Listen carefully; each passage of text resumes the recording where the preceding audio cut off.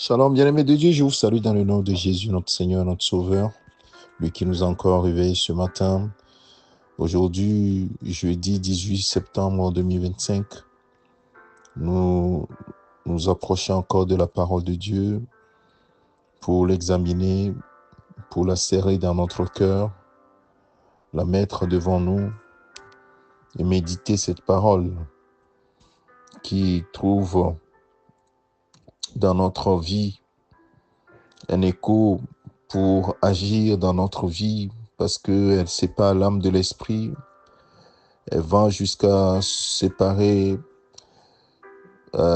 jusqu'à rentrer dans la moelle et juger les sentiments de nos cœurs et nous affranchir. Et ce matin, j'aimerais, mon frère, ma sœur, te dire que la parole de Dieu est extrêmement puissante. Elle est extrêmement puissante pour changer des situations qui, initialement, ne pouvaient pas être bouleversées. La parole de Dieu est capable de changer toutes choses parce que cette parole est esprit et vie. Jésus-Christ dira à ses disciples dans Jean chapitre 8, le verset 32, cette parole qui est une parole populaire que beaucoup connaissent. Jean chapitre 8, le verset 32, il dit, vous connaîtrez la vérité et la vérité vous affranchira. Il dit, si je peux remonter, la Bible dit dans le verset 30, avant d'arriver au 32, il dit, comme Jésus priait et parlait encore, comme Jésus parlait ainsi, plusieurs crurent en lui. Et il dit aux Juifs qui avaient cru en lui, si vous demeurez dans ma parole, vous êtes vraiment mes disciples. Vous connaîtrez la vérité et la vérité vous affranchira. Dans d'autres versions, on dit la vérité vous rendra libre. Alors, bien-aimé de Dieu, la vérité va te rendre libre. Dans Osée chapitre 4, verset 6, la Bible dit que mon peuple périt faute de connaissance, faute de ne pas avoir la connaissance sur tel ou tel sujet. Et la Bible dit que c'est Dieu qui ouvre l'intelligence pour que nous puissions connaître la pensée de Dieu. Et dire les choses de Dieu, c'est pas l'Esprit de Dieu qu'on les connaît. Et donc la vérité, nous avons dit hier que Jésus-Christ est la vérité. Mais Jésus-Christ dit, la vérité que je suis, vous connaîtrez encore plus la vérité vous rendra libre. Parce qu'en réalité, quand Jésus a franchi, on est réellement libre. Si le Fils vous a franchi, vous êtes réellement libre. Alors, le Fils, la parole s'est faite chair. C'est la parole incarnée. Et cette parole nous révèle la pensée de Dieu. Et cette pensée de Dieu, lorsque nous l'acceptons, nous la recevons, et qu'elle produit en nous la foi, elle nous libère des chaînes de l'ignorance, mais également les chaînes dans lesquelles nous nous sommes trouvés, les mensonges que le diable nous avait racontés et qui nous tenaient captifs. Ces mensonges sont brisés par la vérité. Alors ce matin, nous allons nous concentrer sur deux vérités que la parole de Dieu nous révèle et que nous voulons proclamer ce matin. Demain, nous continuerons. Dans Éphésiens, je vais citer deux passages. Dans Éphésiens chapitre 1, le verset 3. Là également, c'est un passage que tu dois retenir, mon frère, ma soeur, toi qui as la foi en Jésus-Christ. En Jésus-Christ, nous avons tout et pleinement. Ce n'est pas un slogan, mais c'est la vérité. Et cette vérité nous permet, lorsque nous la vivons, lorsque nous la serrons dans notre cœur, elle produit son effet en nous. La Bible dit, l'apôtre Paul dit aux Éphésiens, Éphésiens chapitre 1, le verset 3, « Béni soit Dieu le Père de notre Seigneur Jésus-Christ, qui nous a bénis de toutes sortes de bénédictions spirituelles dans les lieux célestes en Christ. » Waouh! Donc, le Père nous a bénis de toutes sortes de bénédictions spirituelles dans les lieux célestes en Christ. Ça, c'est ce que Christ a fait. En Christ, nous sommes bénis de toutes sortes de bénédictions spirituelles dans les lieux célestes. Nous savons que c'est de l'invisible que le visible apparaît. Si tu es béni de toutes sortes de bénédictions spirituelles dans les lieux célestes, alors cela doit se manifester sur cette terre. Et la seule chose qui ramène cela à l'existence sur cette terre, c'est ta foi. Est-ce que tu crois en cette parole? La foi, c'est la ferme assurance des choses qu'on espère et la démonstration de celles qu'on ne voit pas. Ici, la parole de Dieu est claire. Nous sommes bénis de toutes sortes de bénédictions spirituelles dans les lieux célestes en Christ. Est-ce que tu es en Christ? Oui, si tu es en Christ. Alors, la Bible dit qu'en Christ, tu es béni de toutes sortes de bénédictions spirituelles dans les lieux célestes. C'est dit. Une fois que c'est dit, c'est dit. Crois cette parole. Crois cette parole. Ne doute pas. Revendique-la. Proclame-la. Déclare-la sur ta vie, constamment. Si quelqu'un dit tu es maudit, dis non, je ne suis pas maudit. La malédiction, oh, Jésus l'a portée dans son corps sur le bois. La malédiction n'est plus sur moi. Mais maintenant, la bénédiction est mienne. Je suis béni de toutes sortes de bénédictions spirituelles dans les lieux célestes.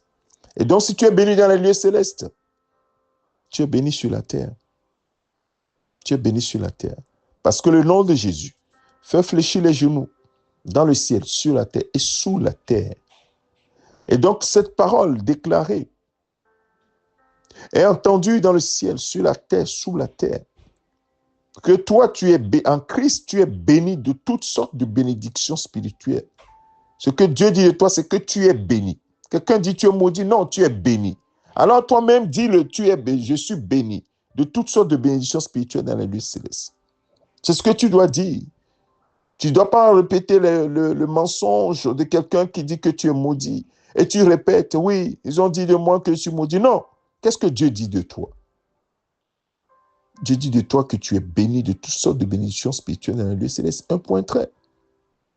Confesse-la. Dans 2 Corinthiens chapitre 8, le verset 9, la deuxième vérité fondamentale. Car vous connaissez la grâce de notre Seigneur Jésus-Christ, qui pour vous s'est fait pauvre, de riche qu'il était, afin que par sa pauvreté, vous fussiez enrichis. Amen. Vous connaissez la grâce de notre Seigneur Jésus-Christ qui, pour vous, s'est fait pauvre, de riche qu'il était, afin que par sa pauvreté, vous fussiez enrichis, frères et sœurs. Jésus s'est fait pauvre pour que toi, tu sois enrichi. C'est pourquoi, quand on dit que tu es béni de toutes les bénédictions spirituelles dans le ciel, c'est cohérent. Tout lui est soumis. Tout est à sa disposition. La Bible dit que l'or et l'argent appartiennent à notre Père. Jésus avait à sa disposition l'or et l'argent. La preuve, c'est que quand il avait besoin de payer les impôts, il a demandé à Pierre d'aller prendre le poisson, le premier poisson qu'il va tirer, qu'il regarde dans sa bouche. Il va trouver de quoi payer les impôts. C'est extraordinaire ça. Oui, parce que tout est à sa disposition. L'or et l'argent. Mais pour toi et moi, il s'est fait pauvre. Pour que toi et moi, nous puissions avoir accès à l'héritage extraordinaire. Que tu sois enrichi, l'héritage des saints dans la lumière. Oh, mon frère, ma soeur, ce matin, que cette vérité te libère définitivement de cette pensée de pauvreté que tu as, de cette pensée de malédiction que l'ennemi a installée dans ton cœur, que tu marmonnes tous les jours, au lieu de proclamer la parole de Dieu sur ta vie. Oui, quand Dieu déclare que tu es riche, ça ne veut pas dire que ton compte est garni, mais tu es riche. Tu ne manqueras de rien. Mon Dieu pourvoira tous vos besoins selon sa richesse et avec gloire en Jésus-Christ. Mon frère, ma soeur, Je vais te laisser simplement avec ces 2 passages. J'avais voulu en donner 4, mais demain, on continuera. Le Saint-Esprit m'a mis sur le cœur, dans seulement 2. Qu'il médite ces 2-là, qu'il se les approprie,